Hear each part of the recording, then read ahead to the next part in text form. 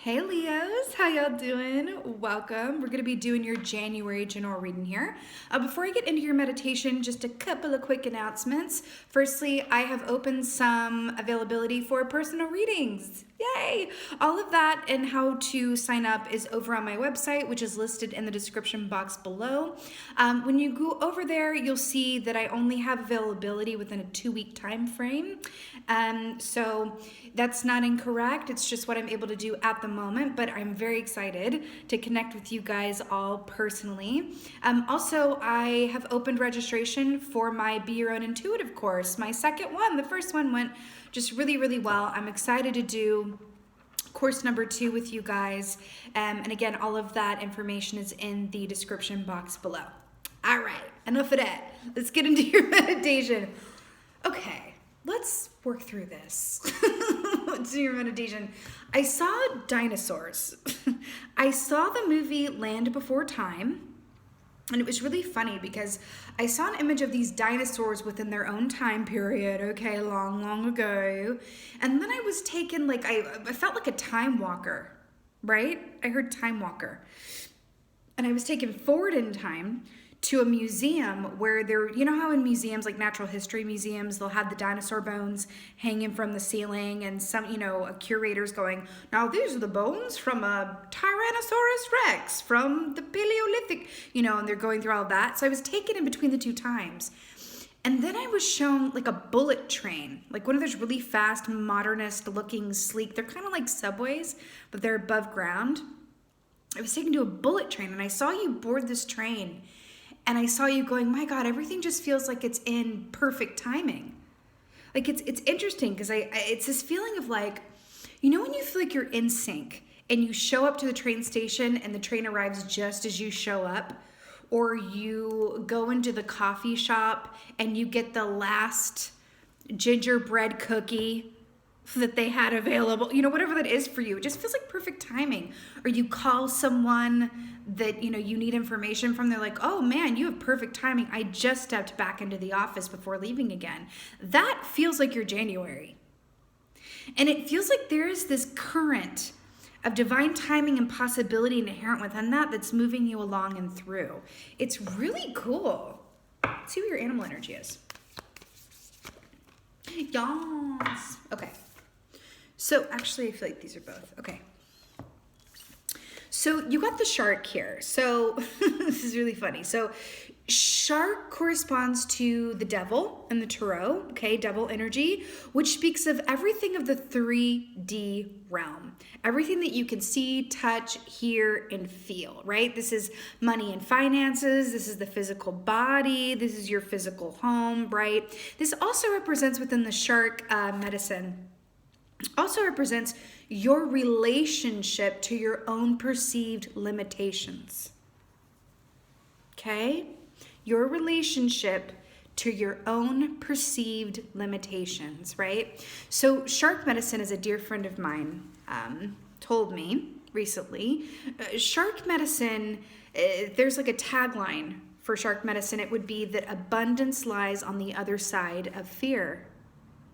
Abundance lies on the other side of fear, right? So there is this aspect here of being able to see yourself tangibly and accurately in order to assess yourself in a real way and go, what is my relationship to X, Y, Z? What is my relationship to myself?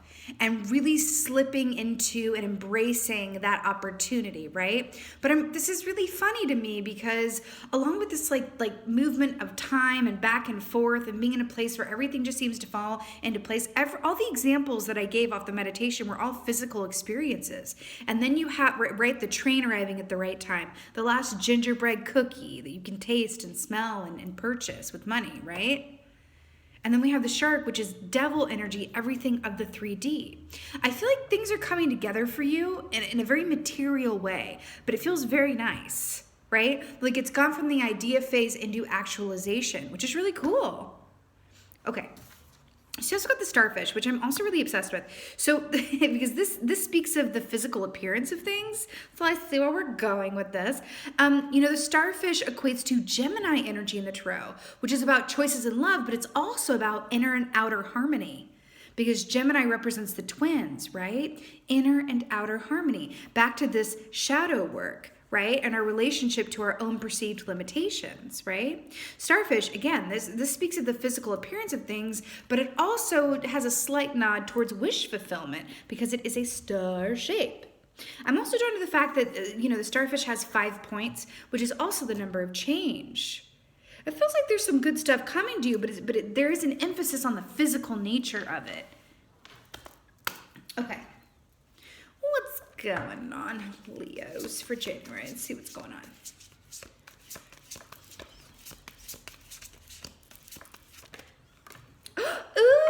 Okay, stop right now, but don't you dare.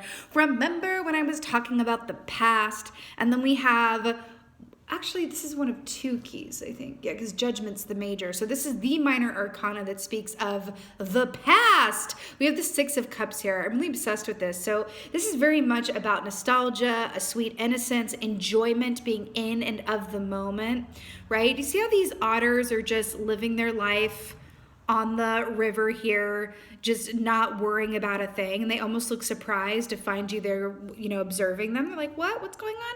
But also, we do have more water here. This is water number 3. So we have shark, starfish, right? Water, and then water with the 6 of Cups. So let's talk about water, right? Water rules the realm of our emotions and our intuition, how we feel about things, how we feel about ourselves, right?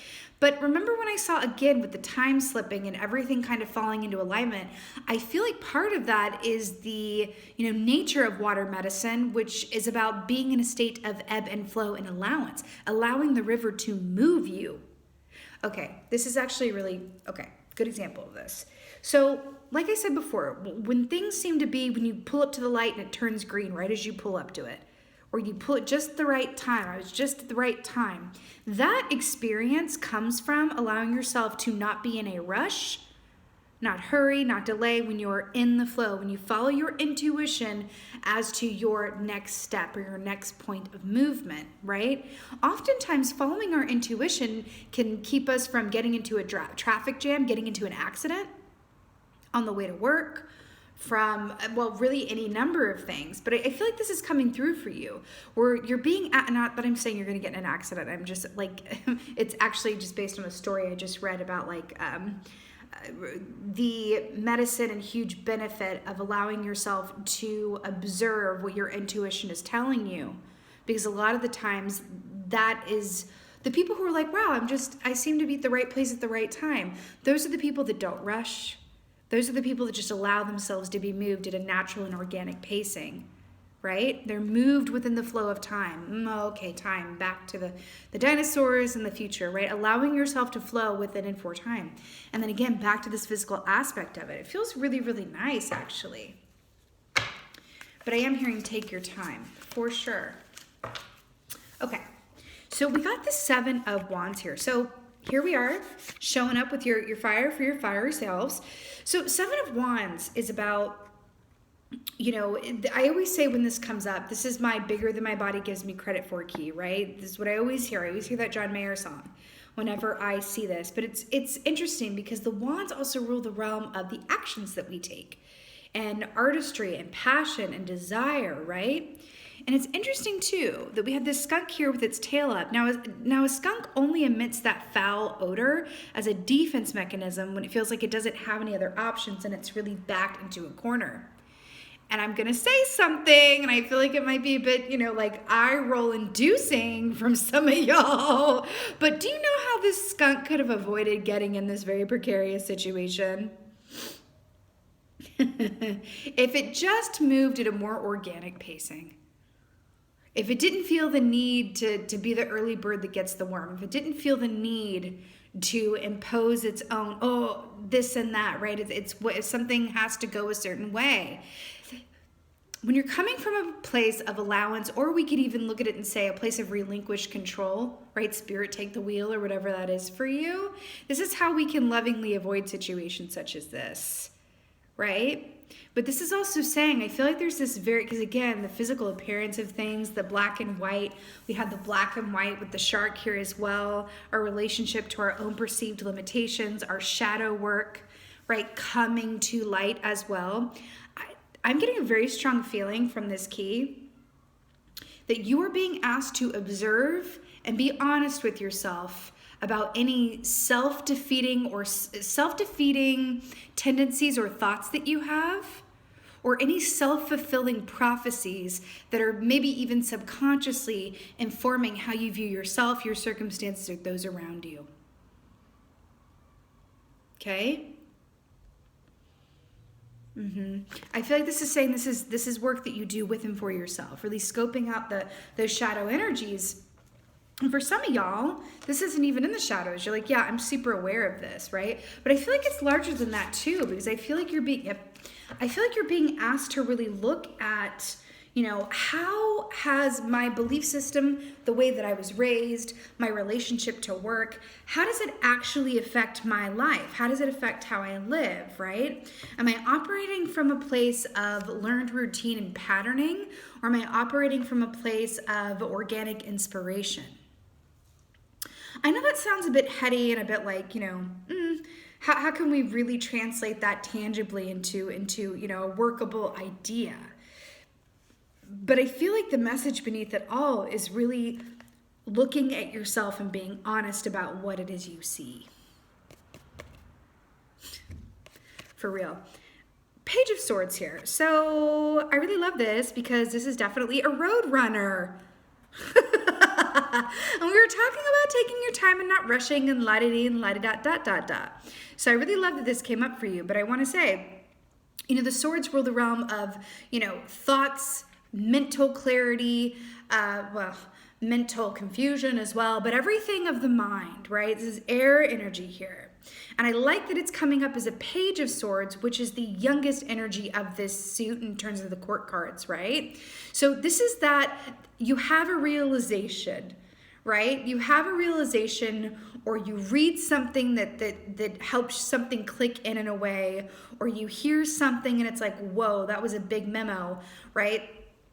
And it allows you to move forward on a new path a la the Page, right? Or move forward on your path that you've already been on, but with a lot less baggage, right? I want you to look at the difference in energy, right? This is like, being back to, I'm gonna have to be honest about where I am and how I got here, right?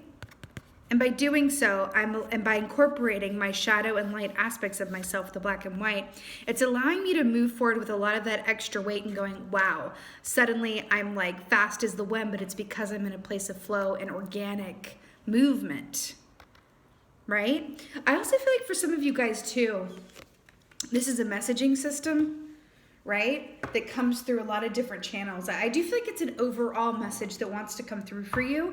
And for some of y'all, the universe works in its own way. Did you think I was going to say mysterious ways? Works in its own way. For some of y'all, this could be a conversation with a friend where they say something. You go, you know what? I noticed this when you do this, and I just want to bring this up to you. Or it could be, okay. Or it could be, again, you see something on the TV where they're having a conversation about something that you were literally just thinking about, an old conversation you had. So this messaging wants to come to you. Others, it's going to be your get it in meditation or whatever have you. But the messaging or the message is there. You're being asked to be honest with yourself about what it means in your relationship to, again, where you are and where you've been, and allow it to inform but not determine where you're going, right? I love it when this happens. This right here is why I use two different decks. So 6 of Cups to clarify the 6 of Cups.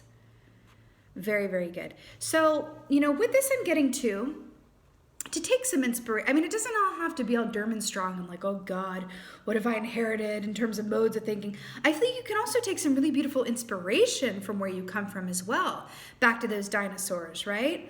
Take inspiration in the form of, maybe this is your actual ancestors, Mima, Papa, or Mom and Dad, or this could even be, flip side, drawing inspiration from your children or the younger people in your life, right? Let's look at it this way. So elders, right? They have a perspective that is golden, that came with what? Experience, okay? That's what has shaped and molded their perspective and made it so golden, is because they have the wisdom that comes from experience. On the flip side, children, right? Not as long out of the, spirit realm, right? And they also haven't had the world work on them in quite the same way, right? Yet, because they're not into adulthood yet, or even, teenagerdom yet, right? This little kid right here. So the reason that their perspective is golden is because they aren't jaded. They've never known hurt before, right? That they still believe that anything is possible because they've never learned anything to the contrary. So I'm getting for these two perspectives, this is a huge aid for you. Look to the people, within your life or around you, right, that are older and have the golden perspective that comes from experience and time, and those that are younger. I'm actually seeing a really funny episode from Charmed, the original Charmed, not the reboot. And it's an episode where Phoebe is trying to decide. It doesn't matter if you haven't seen it, but those of you that have, I feel like you're gonna be like, oh my God, yes, that episode. But Phoebe's, one of the witches, sister witches, is trying to decide whether or not to marry Cole, her fiance. And so she casts a spell to help her decide, and what happens is she ends up summoning like a little girl version of herself and then an elderly lady version of herself. And I'm seeing that right now. And so for maybe some of you as well, this is about connecting with the younger you and the older you. You can do that. You can absolutely do that. Connect with the younger you by going back there and doing so mindfully and considering who you were then and how you got to where you are, right? Where did you learn the perceived limitations that you have, right?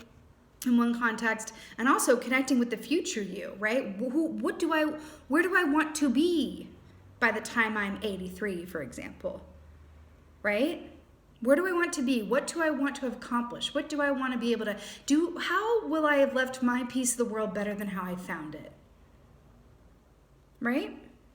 In conference with yourself in both directions of time, making sense with the dinosaur back and forth as well. Okay. 7 of Wands. Yes, Leo. The star. So you have another star here.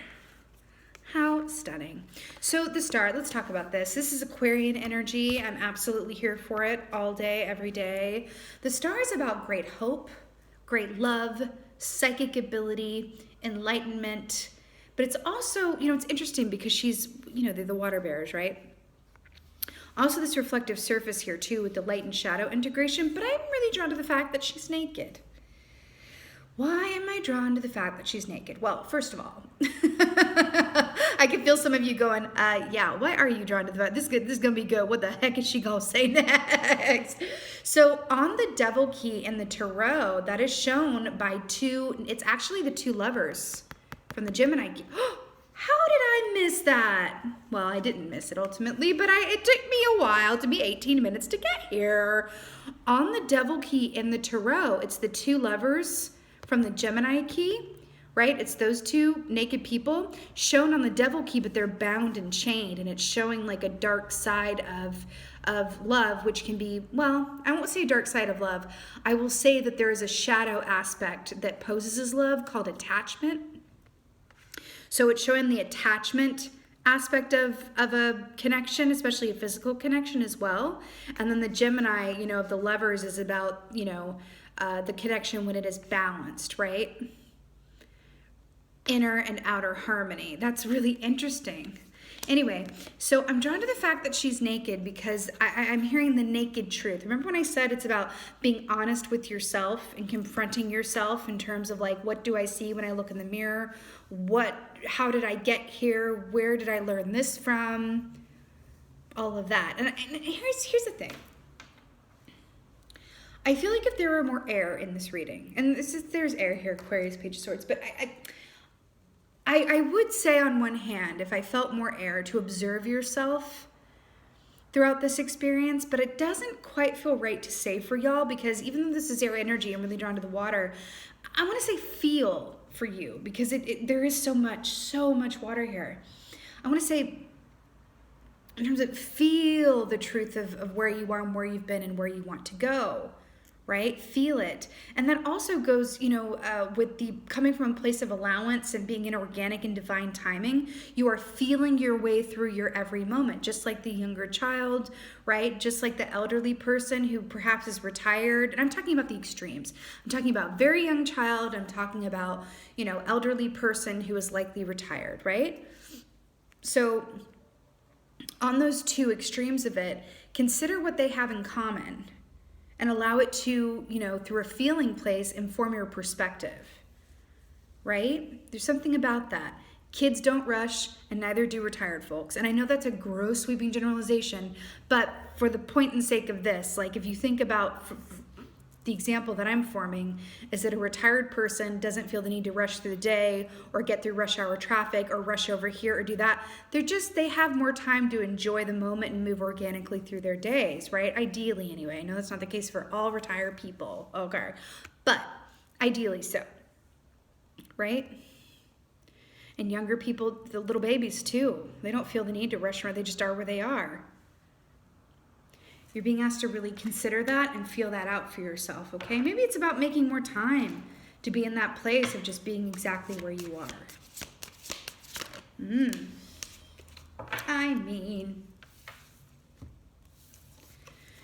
So we have the Knight of Wands here to clarify the Page of Swords. I love that you're coming up in your own reading in the final position as the Knight. So the Knight of Wands, again, the wands rule the realm of passion, desire, artistry, but most importantly, these are the actions that we take. So traditionally speaking, the Knight of Wands is a super fast, passionate, forward energy. Back to the timing here. But I feel like this is really cool because I feel like this is saying, there's a lot of still let me just storyboard this. You see how everybody's still? No one's moving. Stillness, no one's moving. I mean, she pouring, but she taking a knee. And then we go to a road runner and a galloping thoroughbred. So I do feel like there is this this is passionate forward movement toward what you desire and who you're becoming. This is being so clear on your vision and what you desire ahead that you're just like, bam, straight there, right? All obstacles have been removed, right? I'm hearing the book The Alchemist. The Alchemist by Paulo Coelho, I think. I'm going to butcher this terribly, but I'm going to do my best. When you decide that you want something, the universe conspires to help you achieve it. Would someone please look up the correct version of that quote and post it in the comments below? I would be so grateful. And so would your fellow lions. Thank you. So I do feel like with this being still and being where you are, it does allow you to move into this place of fast forward movement. But I don't mean fast as in rushing. I mean it's propelling you forward in a really beautiful, synchronistic, and grounded and informed way. You are taking counsel with the person you want to be when you're 83 and the person that you were at age 4, right? This is really beautiful, Leo, and I have to say, it feels significant to a larger degree than even what's represented here, because where are you going to go from here? I feel like what's on the other side of this going into February, right? Which is really cool. You know what they say about writing a book, and I'm getting that writing a book, right? Is that one of the main keys to writing a book is that the reader has to really want to know what comes next. That's why they call it a page turner, right? And I get a very distinctive page turner energy from these, which is really, really cool. It's really, really beautiful. And if you're clear and informed, there's only one way, and that's forward and ahead, and I really love it for you. Let's get you an oracle, though. Let's get you oracle.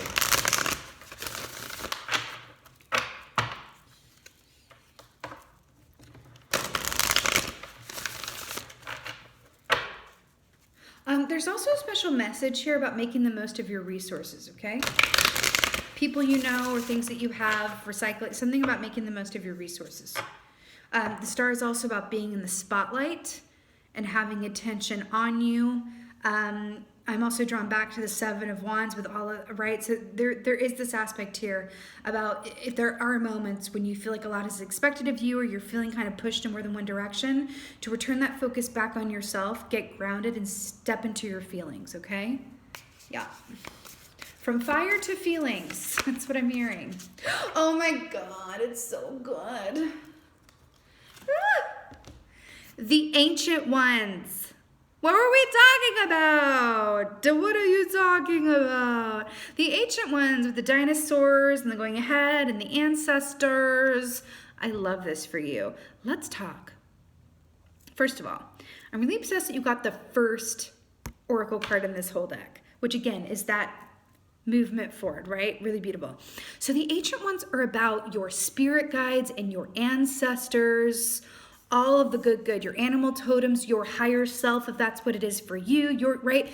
This is that divine energy source that is here to counsel and guide you. The Ancient Ones, so this oracle key is really about, and it says in the book that comes with it, which is really brilliant, by the way, is that you're being asked to sit down with your divine team, your crew, as it were. And again, that's different for everybody. This could be Mima on the other side. This could be, the archangels. This could be fairy folk. This could be your animal totem. This is different, right? You could just be you, higher self of you, aspect of you that can see clearly in all directions of time and space, whatever works for you, right? This is you sitting down with your divine team at the drawing board and making a blueprint. That's what this is. It's about making a blueprint and going, okay. They're going, okay, baby, what you want? What you want for 2021? What you want? And you say, well, I want to have a successful, let's say you're an author. I want to have a successful writing career. I want my books to be translated into different languages. I want to be published. I want to be successful, all of this. And they're like, okay. And then you go away, and then suddenly things in the 3D form start being presented to you in the forms of things that seem to be obstacles, but really they're opportunities, right? So let's say you wake up and a few days later you get fired from your job as a librarian. And you go and you talk to your divine team and you're like, what is going on? I asked to be successful and I'm fired from my job. And they go, well, you needed time to become a successful author and now you have time. And you're like, wait a minute. And they're like, no, really. Now you have nothing but time to work on this. And now you have the impetus behind, get your unemployment or whatever you need to do. But now you have this drive and this time within and for you to go get this dream. We're giving you what you wanted. It's not about what you want. It's about what's keeping you from what you want. We are simply removing what's keeping you from what you want. That's what the Ancient Ones is all about. So definitely something to consider. And that's a beautiful way to look at this as well, as informing or holding counsel with your past or your future self or the younger people in your life or the elders in your life, right? For some inspiration and golden perspective. I keep hearing it, golden perspective, as it were. Right? Because sometimes it does just take like a flippant perspective and go, oh my God, this is what it is. I feel like for some of you guys, this is going to, because these are two major arcanas here. Do you feel like it's going to be, on a larger scale where it's like, wow, these things are happening, going on. I'm being, I feel like I'm being called to look at this or revisit this time in my life or spend some time on my own really thinking about this relationship that I think has been a past relationship that I think is informing how I see my new relationship, whatever that is. You're being asked to be honest with yourself, look within and integrate your shadow side. Okay? I feel like for others of you, it's going to be a lot more subtle. I do. I feel like it's going to be a lot more subtle. And it's going to be an aspect of going, like, wow, because I see this image of you like gathering a bunch of items at the store onto one conveyor belt and then sending it down the line. Right? And it's really just about coming from a place of preparedness to move you throughout the rest of the year. Like, for example, if you're starting a business or you work for yourself, then you're going, okay, I know what I want. I want my business to do this for the first quarter, and then I want to turn around by the end of the second year, I want to make a profit. And then I want to, by the second quarter of the first year, I want to be able to hire employees to do this. You're really getting all of those ducks in a row in a way, and it feels very uniform and full of purpose. So this is really, really beautiful, Leo. You better work it out. And it does feel like there is this distinct energy of curating your life. That's what this is. You are curating your life.